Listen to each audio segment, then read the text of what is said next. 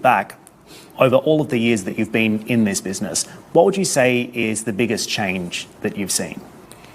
Well, the scene in general became more corporate, but I also feel like the dance scene, especially the dance scene and also the hip hop scene, is still a lot of cowboys out there, And for the business, I think it's very hard because I feel like every young artist, when he signs his first contract or his first deal with a manager or an agent or a record label, always ends up on the bad side and gets robbed in a lot of ways. And I feel that still has to change, and it's not changing yet. If you look at some of the metrics that an artist like yourself gets on Spotify, for example, I mean, at last check, I think it's like 8 billion cumulative total when it comes to streams on Spotify, which is just extraordinary. Yeah. Look, the industry has changed, but the way the music is distributed has changed as well. Are you kind of liking where that's going? Because some artists complain that they're not being compensated in the right way. Yeah. Well, I don't really focus on the compensation of that part much. It's more like, when an artist signs a contract and the manager charges 30% of everything he makes, and the record label another 50%, and then I think things get a little tricky for people. So I'm just very lucky that I had my longevity, and I'm very well off, I think, with everything. So how do you fix that in the industry if artists aren't being fairly paid for their work?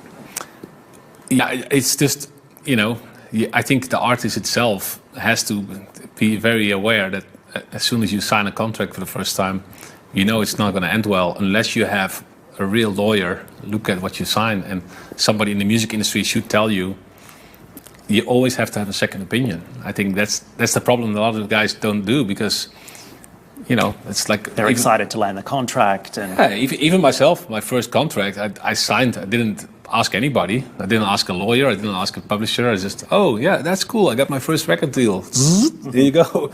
I signed my life away for 10 years. Right. Right. So and I see that still happening a lot with a lot of artists, and even on top level.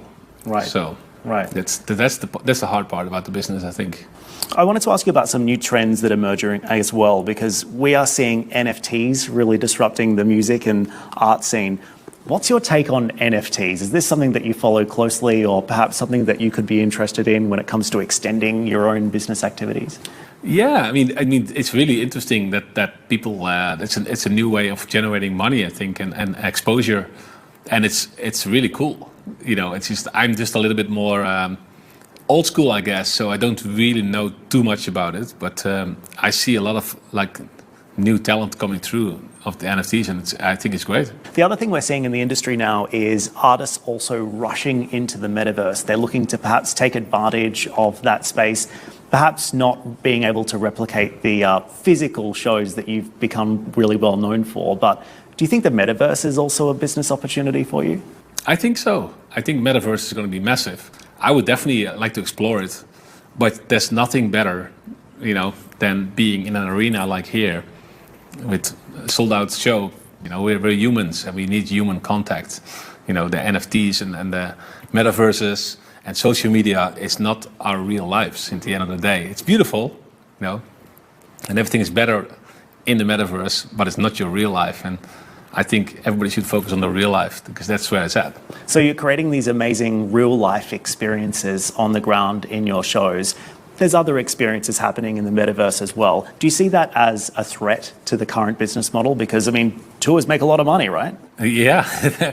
I don't see it as a threat. I think it can live side by side. I think it's just a whole new world. And it's actually great, because when you are in New York, you can actually experience Tiesto in Dubai through the metaverse. That's really cool.